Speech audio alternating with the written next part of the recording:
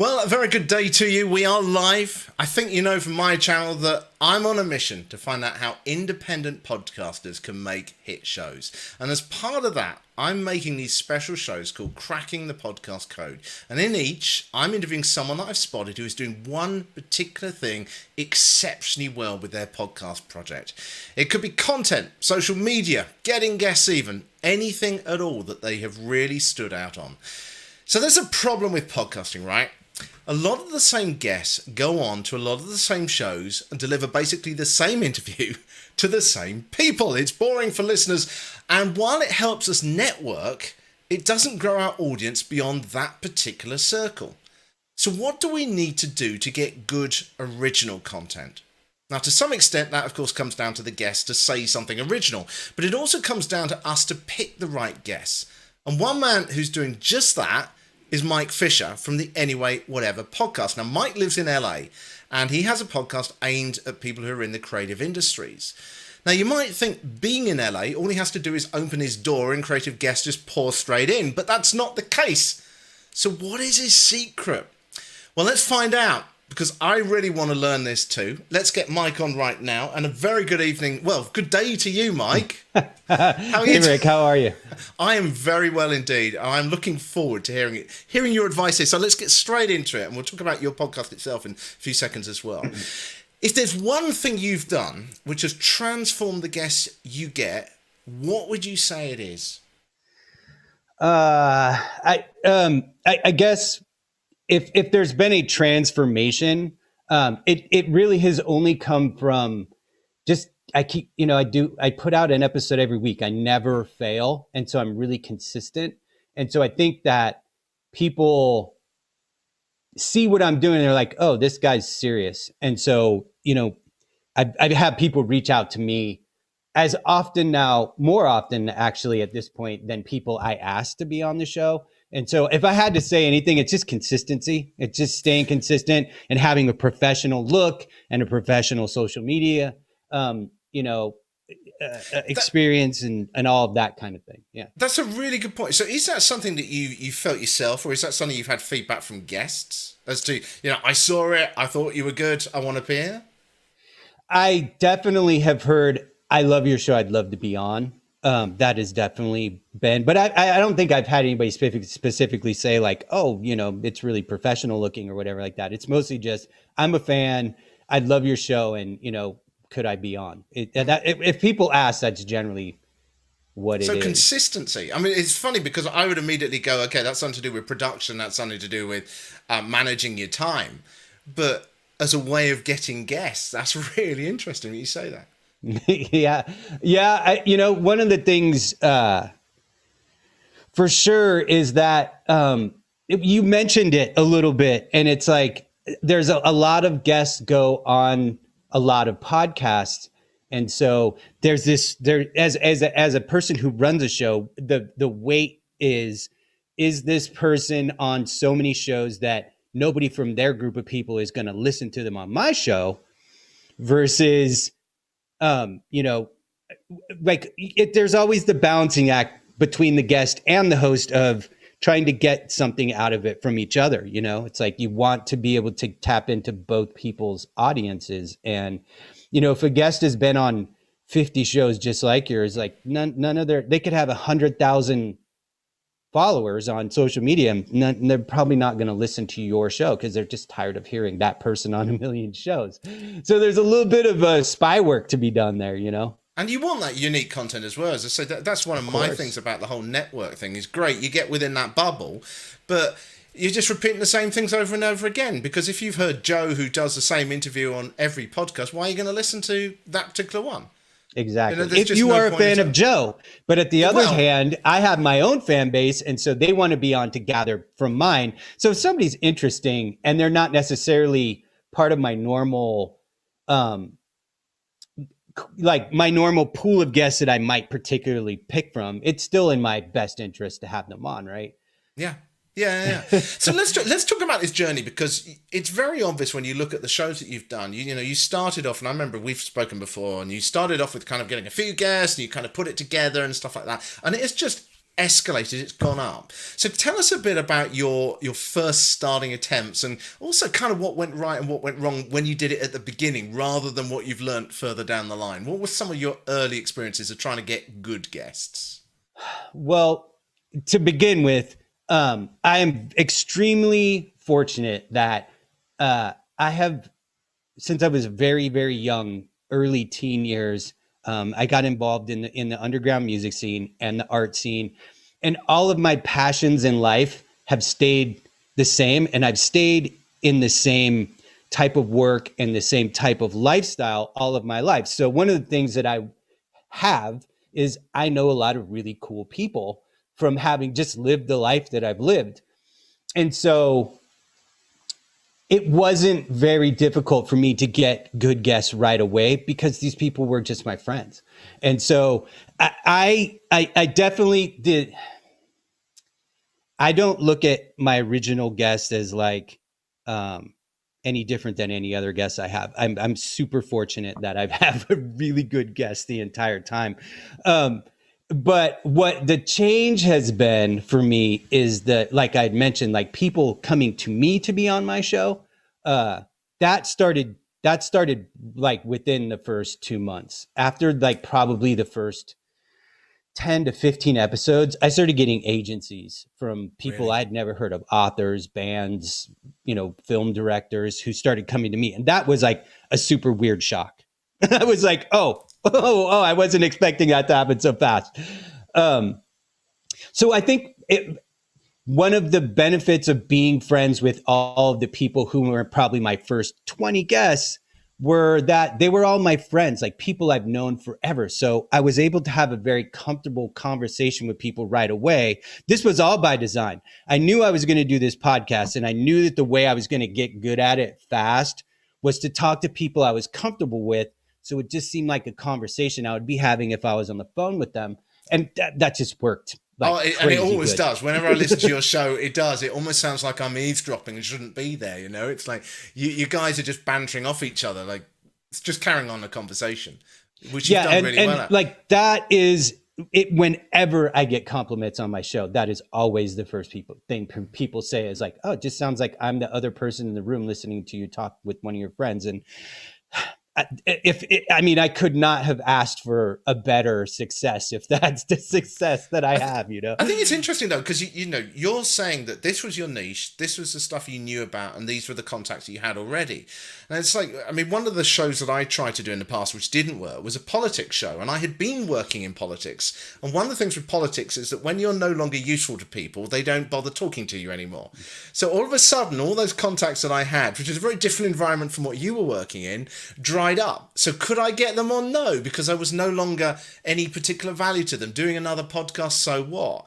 But if you're in something, there's a chap who I've been talking to recently who's got this fantastic channel. I'm trying to remember. It's Tommy's Outdoors. And he talks all about outdoor life, about rewilding, about animals, whales and stuff like this. And he's got some fantastic people that come on that show because he's got these connections already built up. And I think that's a great lesson from what you've said there, which is use your existing network in that niche that you're interested in. If I was giving any advice to anybody starting a podcast, is number one thing is you have to pick a topic you will never get tired of. Never, ever, ever will you get tired of talking about cars, if it's cars, true crime, if it's true crime. Like I will never not want to talk to musicians and artists and all of those things, because that's what my entire life is. Like I could do this for the rest of my life and never be bored with my guests. You know what I mean? Yeah. How do you do things differently now then? So we talked about the beginning, you reached out to your friends, and as you said, you've now got agencies and people coming to you, but how do you approach it differently now? Well, I definitely have way more confidence now, right? Like, I now have a track record of good guests and people, who are really established. So if I'm going to ask somebody to be on my show, I don't feel self-conscious about like, I don't know, will they come on? Like, I don't have anything to show. Like, cause that was even my friends who were probably the first 10 or so guests that I recorded, like, I didn't know if any of those people really wanted to be on my show. I figured they did because they're my friends. And at the very minimum, they would do it as a favor. home. I'm never talking to you again. Right. But I also picked people who I thought wanted to kind of self-promote a little bit. So, it was a little calculated, but so now I just have a lot more confidence when I approach people. And I have friends who are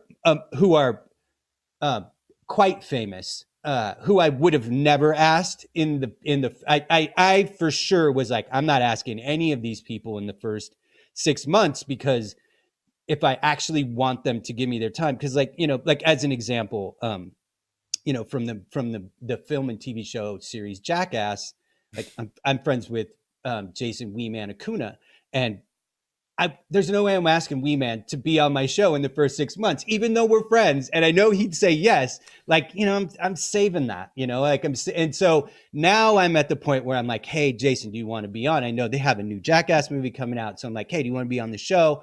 And, we're trying to work out scheduling and stuff, but because he's going to be very busy for the next 6 months with promotional stuff. But yeah, so just stuff like that, like just now having more confidence to be like, oh, like I can really tap into like a higher level of people, and and how do you do that? It's really interesting, this point about reaching out to people. I've got contacts and people that I know and friends. It's like there's a chap who runs this global marketing business, and he's worked with huge names, and there's no way I would have invited him on what I do really before today, and now I can actually approach him and start saying, would you come on? So I agree with you there. You kind of need to build your own confidence, don't you? But so you've got this confidence, and how do you now use that in terms of how you approach guests? Do you look at a list of people you want to approach? Do you see who's approached you? What's your process? There is a running list of people that I want to be on my show. I'm a little bit of a person who believes in visualization a little bit. I honestly truly believe that if you can't see something being a reality for you, then you're not going to really be able to get there as easily. So I always have a list. I always have a list of people, like these are the people that I want to have on my show. Some of them are realistic people I know, and I know that I'll be able to ask them and at least have a chance. And then there are people who are like, I don't know this person, I just want to have them on my show at some point. So it's like a 3-tiered list of, these are the people I'm going to ask, these are the people that I'll ask at some point, and these are the people that I'm hoping to get there. You know what I mean? And then what do you do? Do you then start emailing them, or do you ring them? Or how do you approach it? If it's a social media contact, whether it's Instagram or Facebook, I'll usually approach through there. Or if it's usually through social media messaging. To be honest, my wife handles my Instagram, and she's done an amazing job of building that. Yeah, it's like crazy. How many followers have you got on there now? Over 3,500 now. And it's not like you've been going that long with your show. Yeah. You've done an like 6 months, 7 months. Oh, my wife, wow. Yeah, my wife is like a dog with a bone on that thing, man. She really, really good at it. And so there's a lot of Instagram. Like I'll contact people through Instagram, or my personal Facebook page is all day, every day. It's like a full blown conversation page. Like I post a meme in the morning, and then all day long people just chat on that or whatever else I post. I post once or twice a day. So I have this really great group of people on there, and I'll contact people via it's almost all social media stuff. Yeah. I mean, have you had anyone really turning you down at all? Yeah. Has anyone said, no, I am not coming on your show, Mike? I have not had anybody say, no, I'm not coming on because, I don't want to be on your show. I have had people come on whose output I love, whether it's music or art, who are like, no, I can't. Like, I'm too camera shy. I'm too concerned I won't be able to pull it off. I have like 3 different people who I really, really respect their work, who I wanted to come on, who are like, nah, that's just not, there's no way I can do it. Like, they're just too terrified of public You're going to speaking. keep badgering them gently, remind them that the show's still going, break them down eventually. I figure they know I make this show. They've been invited, and if at any time they change their mind, they know where to find me. Yeah. I'm not a hard sales kind of person. No, like, I mean, I'll ask you, and if you want to, you'll say yes. You've got such a friendly style. It's like, it's not like you're trying to catch anyone out or anything like that. You've got such a wonderful style. I have to tell you that's also that was like a big thing for me in the beginning. And it's a big thing about my show. And it's one of the reasons why I don't like to talk about like hot topic subjects. Like there's no politics, there's no religion, there's like none of that stuff on my show. Because I want people to feel like it's safe to come on my show and have a conversation and not feel like they're going to look, people get entertained by all sorts of different conversations, and people entertain people by all different types of conversations. And so I'm not judging. Like there are people who like to have like high chaos, high drama, hot conversations. And that's amazing. And that's just not what I wanted to do. I always wanted for the subject matter I always kind of wanted to be a break from, we live in this weird time where we're in a pandemic and politics are insane. And I just want an hour of people's day or whenever they decide to listen to just not even think about that. I remember listening to one of your shows, and I'm trying to remember the guest's name, but he was talking about manufacturing body parts for, is it Living Dead or something like that? And the way he was talking about just having arms and legs all over the office. It's like, what? Yeah. My friend Caleb, yeah. But it was awesome. But it was funny. I was listening to this, and I really did feel like I'd been transported from southwest London in rainy UK to where you are in the hub of all this. And I did love that aspect. Do tell us a little bit about your show, though, as well. I mean, I said it's kind of aimed at creatives, but I think actually it's for people that like creativity. Yeah, I mean, initially, the idea was that I would have on guests from all different creative aspects of life, and what that means to me, whether that was musicians or visual artists or authors, directors, chefs, whatever it is, and so I just kind of started going down that road with it, and so my show it essentially ended up becoming about people who are about the DIY, do-it-yourself spirit. People who created their own lives around the passions that they have. And so I'm at this point, it is still definitely catered towards visual artists and musicians.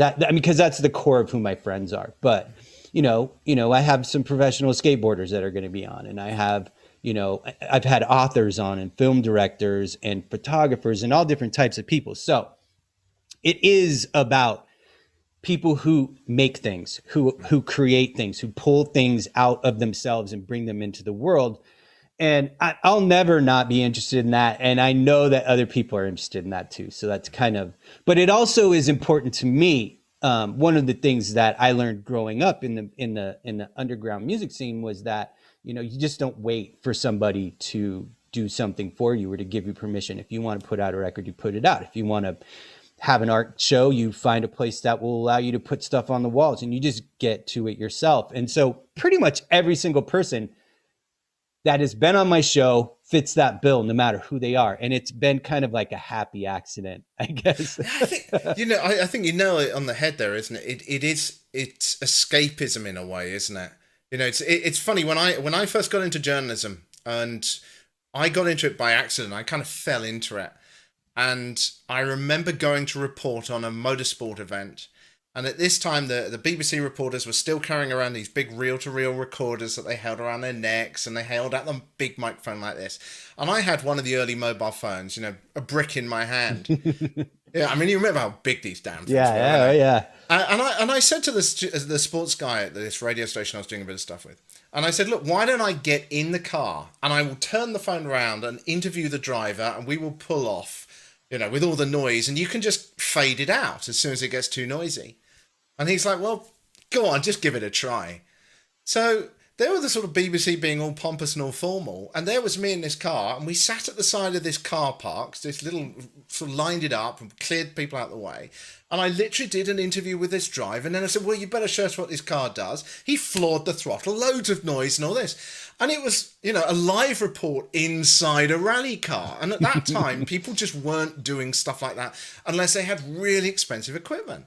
And it's like, I love what you talk about in that sense. It's that whole creativity. It's about trying to just experiment and see what happens and see how people react to it. I love that aspect about your show.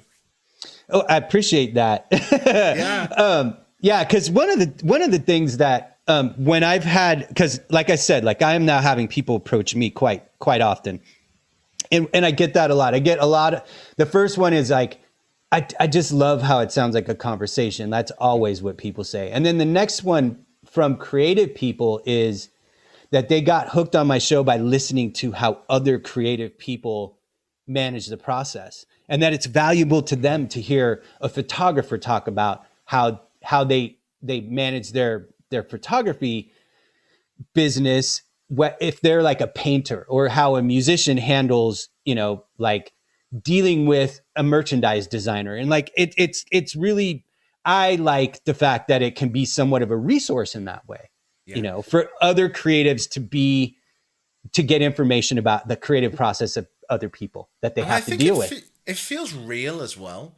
I was said about the fact that I felt like I was transported there. I think that connection that you develop with the people as well. There's a perception, I think, perhaps if you come from outside that LA and from outside that entertainment bubble, that this is another world. I mean, I found this again with journalism and radios. People thought, it was some kind of, magic that happened some way. And it's really interesting to listen to your show in the sense that it feels like, actually, you know what? These are real people. They really are enjoying themselves and doing this stuff. And I love that feeling of, being able to almost be part of it by listening. So I love that. Yeah, I appreciate that too. And, I think a little bit of that is that I don't, at this point, I still don't have like gigantic, like I'm not having like Joe Rogan level guests, like Elon Musk isn't coming on my show.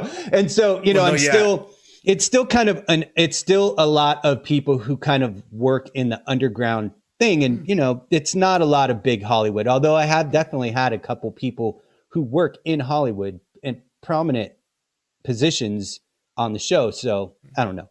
Yeah, but that's the point. But that's the point, isn't it? You're going up. And this is why, I was so impressed by the kind of stuff that you seem to be doing with this. And it's very interesting. So give us a bit of advice then, for me, for anyone else. We're trying to develop our guest pool. We're trying to get the right guests. What's the steps we need to take? What's your advice just today that we should take as the action steps? Well, like I had said initially, is make sure that you are doing a show that is something that's interesting to you, and from there find other people that fit into whatever that interest is. If your show is about gardening, get people whose work you respect and ask them to be on your show. You should always be a fan of the person who's going to be on your show. And even the people who came to me who I didn't know anything about them or what their work was, whether it was an author or a musician, I did my homework. Yes. And I read the book, or I listened to their record or whatever, and I tried to become a fan of what they were doing. And I've been also very fortunate that I have not had a single guest on whose work I was not immediately impressed with and wanted to have on the show because of either becoming or already being a fan of their work. So be passionate about what your subject is, and be passionate about the people that you want to have on, because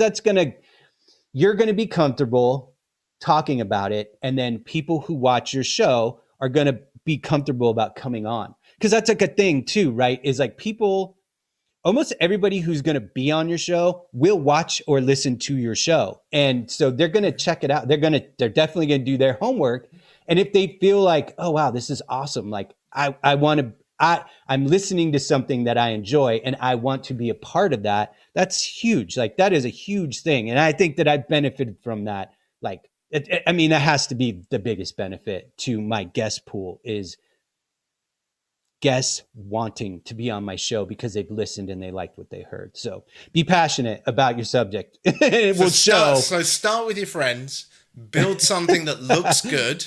Build something that looks good, that looks like it's professional, that people like, that people who might come on like it and want to be part of, and then they will start coming to you. That's what it sounds like for me.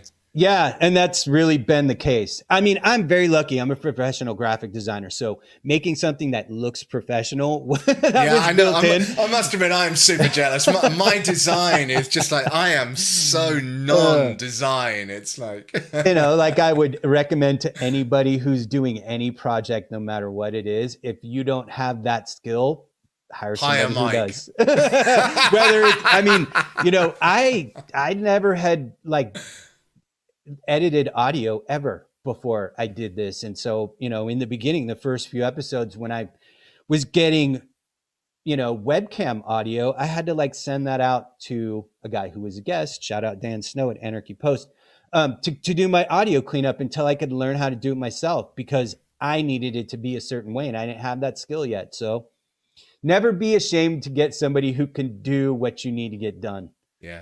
Even if it's just in trade for having them on your show. Like if they're willing to be on your show as an exchange for, a graphic design template for your thumbnails or whatever. Good tip. Do that. Mike, it's been a huge pleasure having you on. Thank you so much for sharing your experiences. It really, really is appreciated. And I'm sure we will be speaking again at some point. I'm sure we will, yeah. Yeah, I mean, as I say with this whole show here, it's all about trying to crack the podcast code by looking at specific aspects of what other people are doing that really stands out. So I'm going to carry on doing these as parts of my overall Can I Make a Hit podcast project. One of the things that Mike talks about is consistency. With my shows, you probably notice it jumps all over the place because it's all about experimenting and trying stuff. But I am still working on that show, which I talked about earlier this year, which is How Not to Get Old and Boring, which will be a short series with a bunch of people who I did some amazing interviews with who have absolutely bucked the trend and refused to get old. So that's going to be where all this stuff ultimately is leading to. But thank you very much to Mike for joining us. And I hope that's been interesting to you tonight, if you've joined us tonight or if you're listening to the podcast version. And of course, we'll be back with a lot more very soon. Thanks, Rick.